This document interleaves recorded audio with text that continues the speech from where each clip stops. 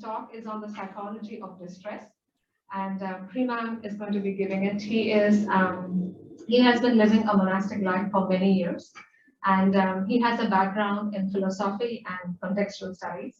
He likes to contemplate, given that he's a monk, so he likes to contemplate and he writes. He likes to write, to share his realizations and to share his journey with others. So let's welcome him with a round of applause. Has anyone here not heard of Bhagavad Gita? Everyone's heard of Bhagavad Gita? Yes? Some people, we have a copy of Bhagavad Gita. Some people have read Bhagavad Gita. We encourage people to go deeper into the Bhagavad Gita. For those that have a copy, encouraged to read it. For those that don't have a copy, anyone that don't have a copy? Too shy? Oh, most people have copies. You've heard of Bhagavad Gita though, right? Yeah, so tonight I wanted to focus on the Bhagavad Gita. It's the prime yoga text of ancient India, and I want to specifically focus on the first chapter of the Bhagavad Gita, which is totally underrated. A lot of people read the Bhagavad Gita, they go, what is this first chapter? It's all about big names and warriors with big weapons and conches blowing off and this and that and the other. But the first chapter of the Bhagavad Gita is actually very, very important. The first chapter of the Bhagavad Gita, the technical name of which is actually called Vishad Yoga. So I gave a class here maybe 3 weeks ago. I've been giving a lot of classes here by default. And we were talking about Vishad Yoga also. So I call this Vishad Yoga Part 2. So if you weren't here for Part 1, don't worry.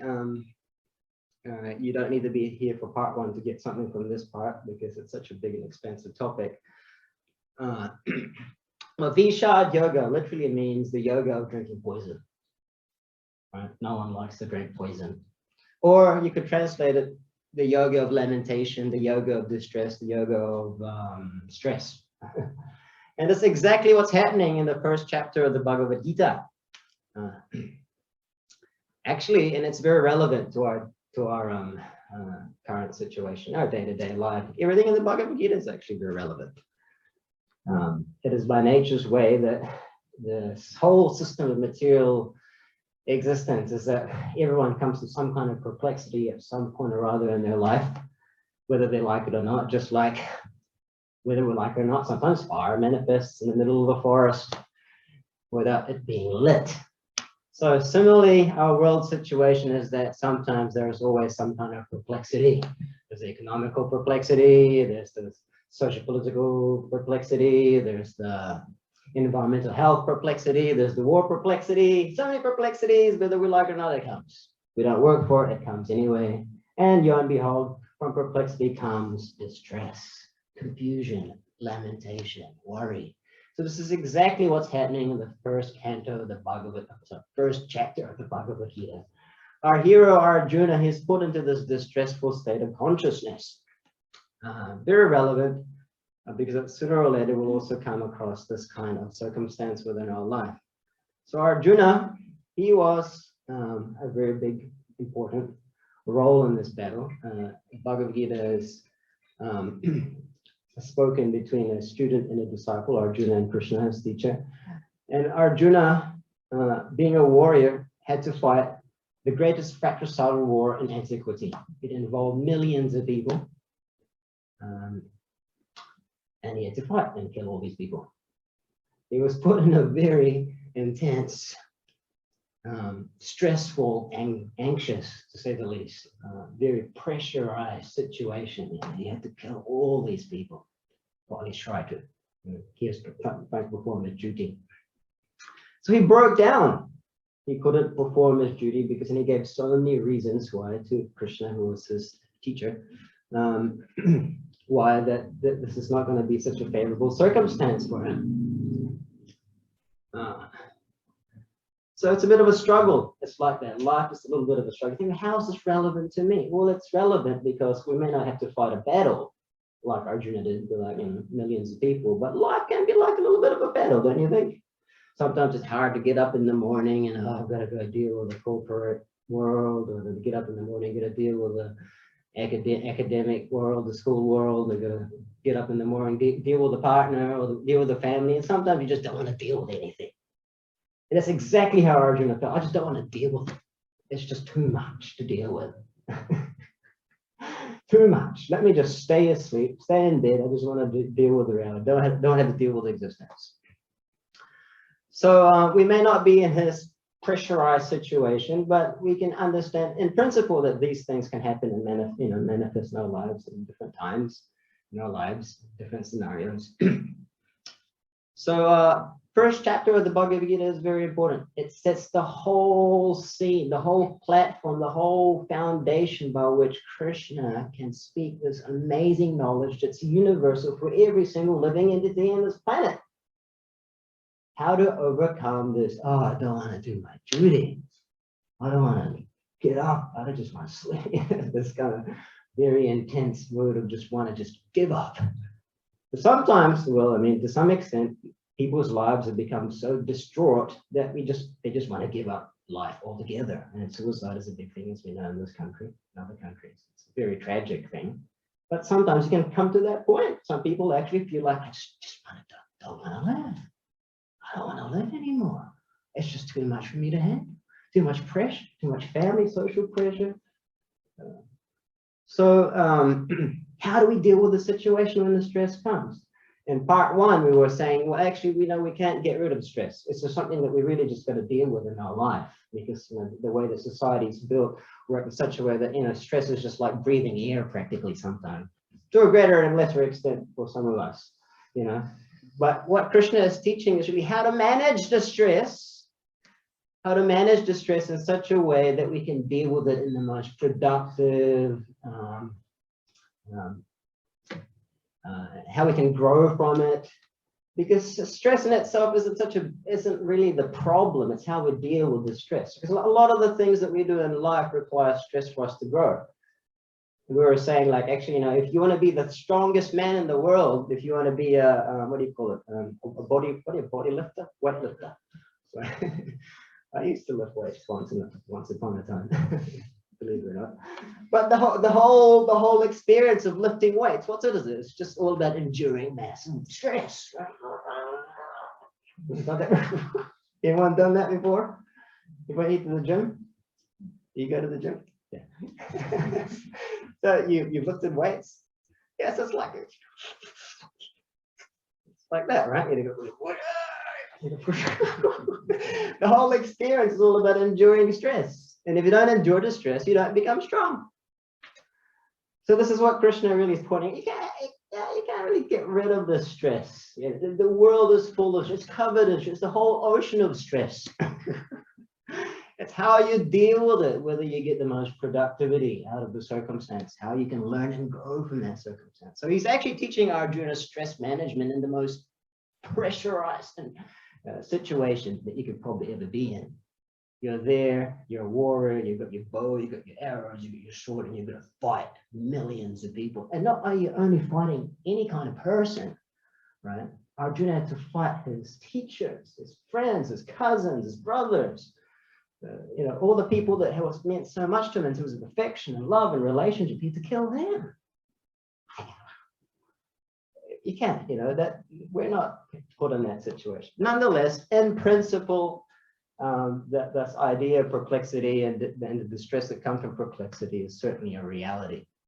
So this was the situation Arjuna was in. At the end of the first chapter of the Bhagavad Gita, he was saying, having spoken in the battle, he cast aside his bow and arrows and sat on the chariot, his mind overwhelmed with grief. He refused to do his duty. He's just completely, utterly dysfunctional. Now, I know some of you have experienced this actually, that the stress is so intense to the point that you were actually dysfunctional. I just experienced that maybe 5 days ago. I was like, I had such burning headache and mucus was coming out of my face. It was just like just lying in the ground basically. I was dysfunctional. This was the stress that came from the miseries of coming from the head of the body, So like, we've all had that experience maybe at some stage of our life, or maybe you've known someone in your life that's close to you that the stress was so intense that they were just totally dysfunctional. This is what Arjuna was experiencing. He was just dysfunctional. I gotta do my duty. I'm supposed to be one of the greatest warriors on the planet, but I can't even lift my bow. All right. So we're going to look at, in this part 2 of Vishad Yoga, look at the qualities that Arjuna had to master or develop or acquire in order for him to be put in this deplorable, lamentable situation. I like to call them the qualities or the psychology of distress. Let's just call it the psychology of distress. What are the universal principal qualities of stress? You guys all keen? Yeah? You'd like to know the universal principal qualities that make you totally stressed out to the point of dysfunctionality? It's interesting, isn't it? It's all there in the first chapter of the Bhagavad Gita. So in order to understand Arjuna's mind, a mind, the greatest warrior, who was put in this deplorable situation, first we need to understand Arjuna's ego. Okay. So what is ego? Quickly, anyone? Shoot. No right or wrong answer. Can anyone say what the ego is? Identity. Okay. Yeah. Pretty much hit the nail on. Anyone else? Incarnational sense of self instead of The sense of self. Okay. The sense of self, identity. Anyone else? Right. Great. Your ego is great. Right. Great. Pride. Pride. All right. Yeah, the pride that comes from the sense of being. Like that. Yeah. Anyone else? Identification. Yeah. So if I was to say ego, what is it? Identification, sense of pride of being, sense of self, entitlement, self-righteousness. Oh, self-righteous. Can we be self-righteous sometimes? I know I can be. Definitely no. I have to be a manager. Anyway, at some point. But so yeah, we have to understand what the ego is. Or what Arjuna's ego specifically is in this point in his deplorable state. Yes, ego, practically it does mean identity, you know, in the philosophical sense, especially in metaphysics, means the conscious subject being, or in the realm of psychoanalysis, Freud's psychoanalysis is the mediating factor within the mind that distinguishes consciousness and unconsciousness and gives us a sense of reality and self and identity. Basically, identity. In yoga knowledge, ego just means the I-ness. The I am. Who am I? You know, your identity, basically. And then in yoga knowledge, there's only two kinds that you can really only identify with. And fundamentally, there's only two things you can identify yourself with. Sorry, and that's either the false ego or the real ego. So first, we're going to look at the false ego. In Arjuna's situation. And then we're going to talk about a little bit what Krishna says and a little bit of the second chapter of how he dismantles Arjuna's false ego. And then we're going to talk about the real ego, and then we can make a little bit of a distinction about what makes us stressed out and what makes us happy. So false ego, Arjuna, what was he? What was the circumstance? What's the situation? One of the qualities of distress is the controller. What does this mean? Well, the world is moving in a certain direction. The battle had to be fought. People had to lay their lives. It was the trajectory of nature in that given moment. It was moving at a certain pace, certain direction. And Arjuna wanted to control the world in such a way that would move a different direction. So we can all relate to this. You know, we want the world to move in a certain way, and we think we're getting it, and all of a sudden someone pulls the carpet off our feet and like, oh, hold on a minute, the world's completely going in a different direction. Oh my God, it's not meant to be like that. It's not meant to happen that way. I never thought of it like that before, you know. So naturally there's this perplexity. Whoa, hold on a second. I'm trying so hard to control the world in such a way that it's moving according to my desire, but it's not moving to my desire. I don't want to fight, Krishna. I don't want to fight. I want to kill my family. But you have to, because they're going to die anyway. You have to. There's this battle. It's not going to stop whether you like it or not. Nature is trajectory to a particular point. The world is moving to a particular way, particular circumstances. So Arjuna wanted to control the situation. We can see this in our own lives. And also in the next point, the next quality of distress is the enjoy. And it's very much very much related to being the controller. Because if we think that we are the enjoyer, what do? We generally control the circumstances around us, manipulate the circumstance around us so that we can be happy. That's what it means to enjoy. You can see, like me, even I remember, even in my own circumstance, how many times I try and manipulate people so they do what I want them to do. It's all about how I want, to whom I want, when I want, and when I want. In order to achieve all those things, you've got to control the environment, control situations, control the people. Because in order to enjoy, you've got to control. And to control means to enjoy. The two sides of the same coin. So Arjuna actually wanted to enjoy the situation. He even says this in the first chapter of the Bhagavad Gita. What is the point of me winning this whole war? I can win this entire empire for my brother and myself. But all the people that I love, all my fathers, my teachers, my cousins will all be dead. So how can I enjoy the empire? How can I enjoy the kingdom and all the people that I'm about to, that I love are going to be dead? How can I enjoy the situation? So very subtle, actually, but it's all there. It's all there in the mind of Arjuna's, in this false ego that he's manifesting. And the next is being independent. Oh. So yes, again, it's like this nature of the world is moving to a particular trajectory, a particular course, but we don't want to go along with that.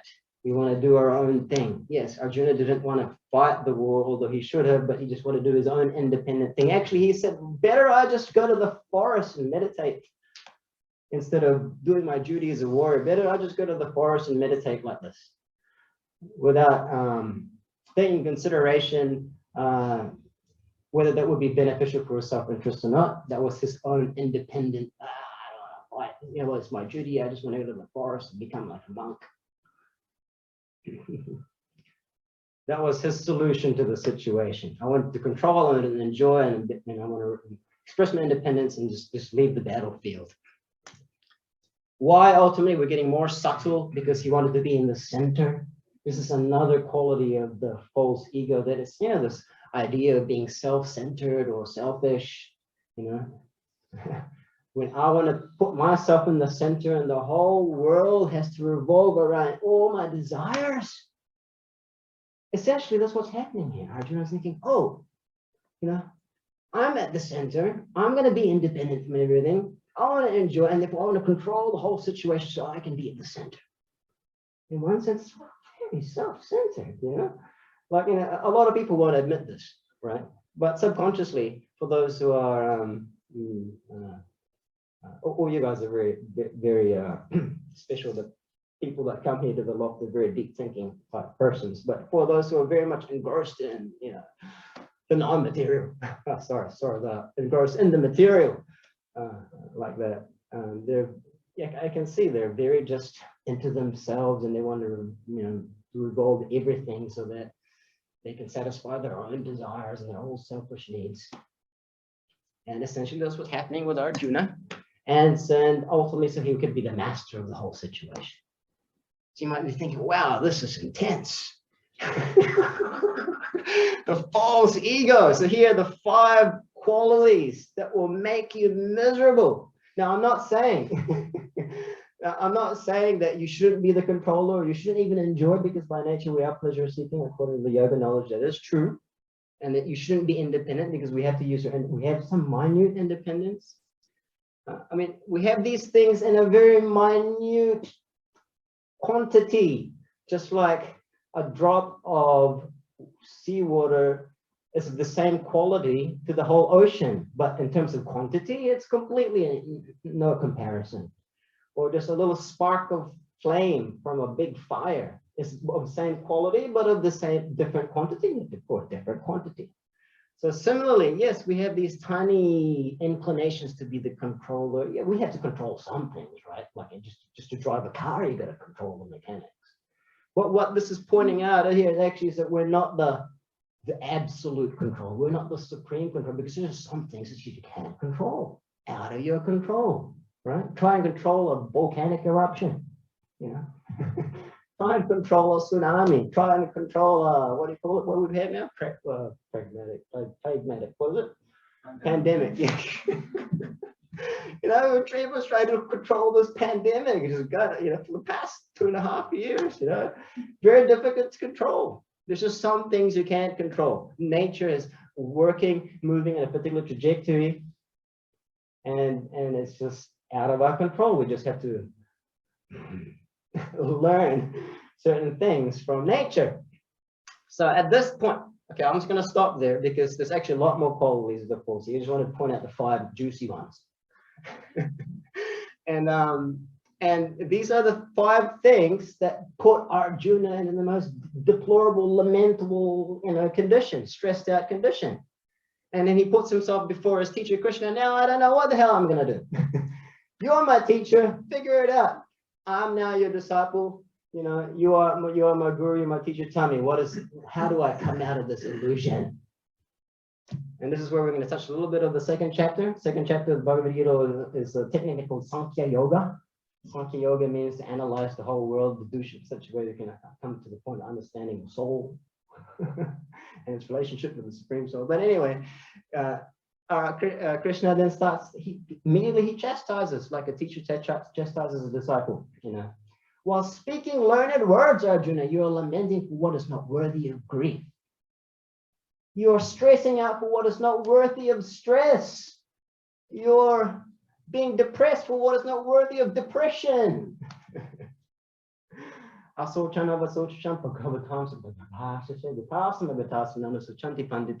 the Sanskrit, the yoga. Sanskrit is the language of yoga. So he explained to Arjuna, you're lamenting for something that's not worthy of lamentation, because for those who are actually wise, they don't lament for neither the living nor the dead. What does that mean?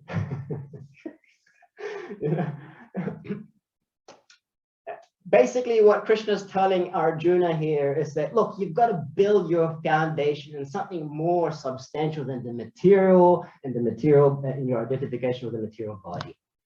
And whatever stage of life, whether the body's animate or inanimate, what's the point of lamenting from the body? It's all just material. It's gonna, you know, ashes to ashes, dust to dust.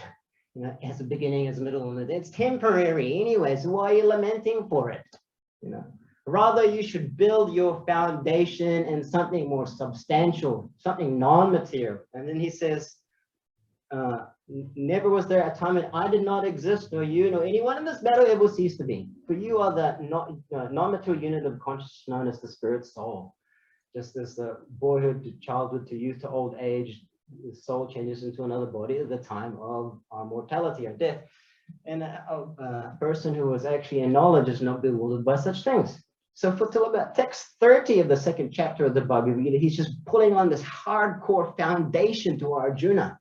You have to build your foundation in the non-material, the spiritual aspect of your being. You know, he deprecates this building your foundation in the material just in his first instruction, and that foundation will serve as a platform by which you can transcend all this lamentation, transcend all this distress, transcend all this anxiety, transcend all this depression.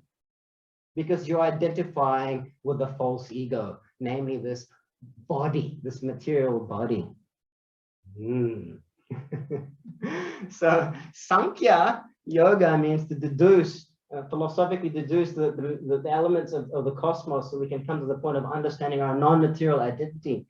And it's done in such a way that it's like, you know, Krishna does it in such a way that he's talking about what the non-material is not, so you can come to understanding that, or what the non-material actually is.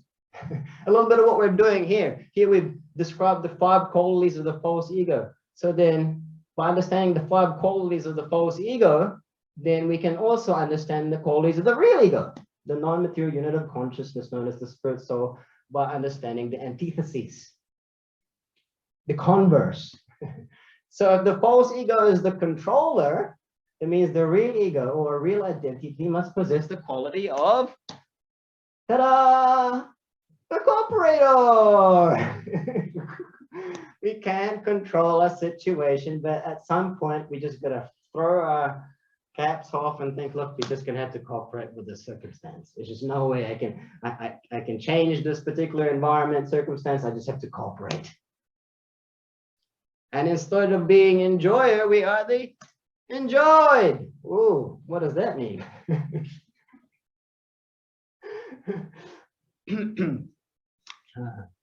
So, how much time have I got left?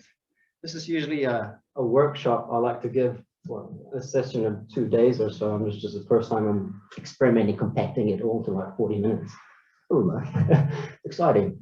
So, yes, the cooperator, the enjoyer. We're meant to cooperate because why? Because we're not the ultimate, we're not the supreme. Nature or providence is moving in a particular course, particular trajectory. Just like in a band, sometimes they're in a symphony. This whole universe is actually like one big symphony. It's like clockwork. It's so perfect. It's just rotating at a particular pace, and it's perfect clockwork. And so we need to cooperate with the universe, with the laws of nature. Just like here, sometimes we have a band, and there's all these people playing the violin and the drum and the singing and the da da da da da. And then someone just comes in and like decides, oh, I'm going to play the trumpet, and they play the trumpet out of time, out of rhythm, you know, out of tune, out of everything. What happens to the symphony? No, you just walk straight out of the room. This is rubbish. This is too much, especially for a musician to handle some guy that just walks in here and plays his instrument out of time, out of tune, you know, out of rhythm. It just completely destroys the symphony. So instead of destroying the symphony, let's just cooperate with the universal symphony. By the way, Bhagavad Gita means the song of the supreme. It's like a big symphony. We want to cooperate with the symphony of the universe.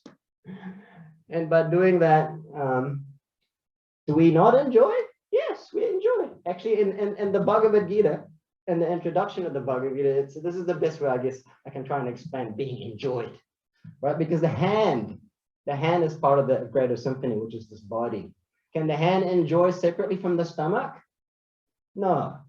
The hand has to get the food. The South African feast we're having. I've never had a South African feast, and I'm pretty sure I've never had South African vegetarian food, but somewhere or other we're going to have South African vegetarian feast. But anyway, whatever it's going to be tonight, it's exciting. You get that food, and then the hand wants to enjoy separately from the stomach, and you get that bread rolling. You're like that. It doesn't work. It can't enjoy separately from the stomach. The hand's going to get that bread, shove it down your mouth.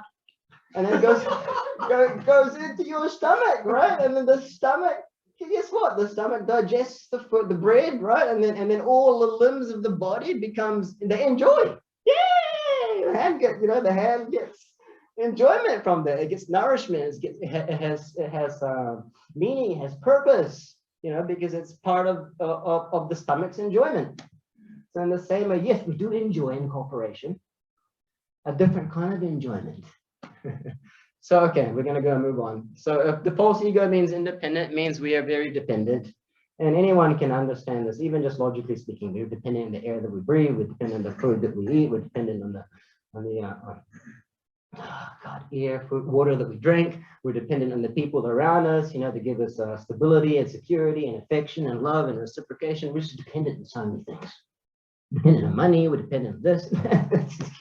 How can we be independent? Okay, you're a little bit independent, a tiny bit independent, like you can choose what color socks you're going to wear today, or what different color socks. You know, you can be independent in that way, but generally you're not supremely independent.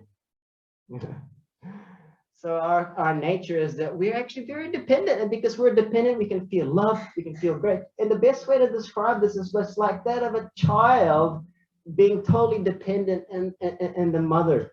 Have you seen this? That the child doesn't know anything but dependence on the mother or the father, and because the child is totally dependent on the parent, it feels so much grace and mercy and love and affection and reciprocation and all that warm, cushy stuff that our heart's yearning for. But that's actually our constitutional position, to be dependent like a child amongst each other and ultimately the supreme reality. So then instead of being the center or being the self-centered one, we're actually part, because we're not everything, we're not the universe, we're not the whole existence. We're just a part of existence. We're just a part of the universe. And can anyone really, I mean, and I know there's some philosophies out there that say, you know, that really extend the ego, you know, like, oh, I am now the universe, whatever the hell that means, you know, or I am the everything. Or in some philosophies, they say they want to destroy the ego. But actually, this is the real position of the ego. It's a cooperator, it is enjoyed, it is dependent, it's a part, it is not the complete whole, it's not the center, it's just in the periphery. You're part of the bigger picture. And certainly you're not the master, you're the servant. I'm sorry, guys, for those of you who are in corporate world there, or maybe taking positions of management and CEO, whatever. But actually, what you're doing is that you're serving your subordinates, and the subordinates are serving you, the wife is serving the husband is serving the wife, the children serving the family is serving the capitalists serving the families, we're serving the politician, everyone's serving each other. That is our eternal constitutional position. To illusory think that you are in control and you're the master of everything you survey is such a burden, isn't it? Like, oh my God, I don't have to be the master of the universe. As if in the first place. But this is how the subconscious thinks when you're under the realm of false ego. You know, you can like, I see a lot of people on Queen Street, they walk up and down with a briefcase like, yeah, like you can really see the false ego. I'm the master of the street. Don't even look at me. Why are you looking at me like that? You know? And you can see that these people are very insecure. Why are they insecure and unstable? Because they're not acting according to their natural position. They're not acting according to their real self. And therefore, they're really stressed out. They're very stressed out, high-strung, insecure individuals. Why? Because they're not functioning in their real identity as a non-material unit of consciousness known as the spirit soul, part of the supreme. So this is amazing. This is all just in the first chapter of the Bhagavad Gita, guys. Just the first chapter of the Bhagavad Gita, just a little bit of a second. But mainly the first chapter of the Bhagavad Gita. You know, such an amazing book. And this is not just, these aren't all the principles, the qualities of the false and the real ego either. These are some of the juicy ones that we can take from this. So the more we live our life and realign our existence and understanding the real self, our real identity, our real nature, you know, then actually we won't stop the stress that comes from the perplexity in this world, because stress will come anyway, whether we like or not. But our ability to deal with it with integrity, with morality, and in such a way that we can grow materially and spiritually becomes bulletproof. You'll be able to deal with all the stresses in the world just like a water in a duck's back. And that's Arjuna's realization after he spoke with Krishna at the end of the Bhagavad Gita. Oh, my illusion is gone. Now I'm going to pick up my bow. I'm going to fight. Yeah, thank he gets back into his duty. So we have to be a little bit aware of these things. That's why I like to call it part 2 or Vishad Yoga. I thought part 1 was a good introduction. We're going a little deeper, you know, into this. Aware of these things if we want to become how we say, a little less stressed out in this world of insecurity, instability, uncertainty. So I'm going to end with a story. Ooh, I spoke quite a lot in a little bit of time. I'm going to end with a story, and it's a story about 2 fireflies. You know what a firefly? Anyone heard of a firefly? Do you have them in New Zealand? I know you have glowworms in the glowworm cave down in the Wotan a little bit. But where I came from and where I've been, I've seen many fireflies. And there's these flies that little glow in the dark. And then, so one firefly was glowing a little bit brighter than the other firefly. And he was very enthusiastic. He was buzz. And then the other firefly was not glowing as much. He was just good. And then, so this big firefly is saying, oh, I'm better than this, I'm better than you, you know, I can buzz better than you, I can talk better than you, I've got more money than you, I've got a better wife than you, I've got a better house than you, I've got a better job than you, I've got to speak better than you, I'm better than you in every so many ways. And this way, this firefly's false ego got really inflated. But what happened? What happened when the sun comes? Huh? When the sunrise comes, right? What is the significance of either firefly? The glow, their glowing prowess is diminished by the power of the sun's light. What do we learn from this story? Actually, to the extent that we have understood the supreme reality, Krishna, which is compared to the sun, naturally our false ego will just be completely diminished to the extent we become enlightened. They say, actually, the yoga text is explained that enlightenment is just like when you see yourself. When you begin to see yourself in the dark as the sun rises, in the darkness, as the sun rises in the morning to dissipate the darkness, you also see yourself in the mirror. So similarly, the more we understand our source, the supreme reality, what we're part of in existence, we're talking about, we're just a tiny part of the universe, but we actually understand more about what that is, you know, then naturally our false ego just fades away to the extent one understands, to the proportion that one understands the supreme reality, then we just put into our place automatically. We're just tiny, you know, and naturally we just want to cooperate with that beautiful reality. We just want to be enjoyed. We just want to be dependent on that reality. We just want to be part and serve that ultimate reality. That's our natural position. That's the beauty of what Krishna is teaching in Bhagavad Gita. It's so natural, so organic, it sounds so good, and, but we can put it all into practice.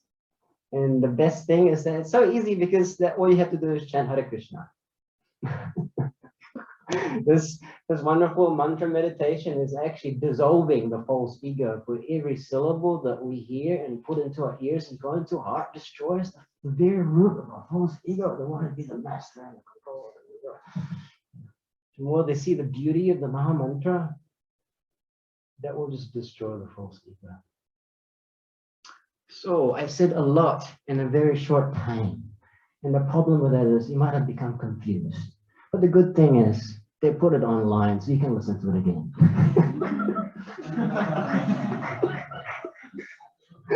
Like I said, I usually do this seminar in a span of 2 days, and it's very interactive and very, very more, like we really get through all the different points and more points. But I just wanted to give you a taster. And these are universal principles of life. Whether you like it or not, it'll always be there. Okay. So any quick question or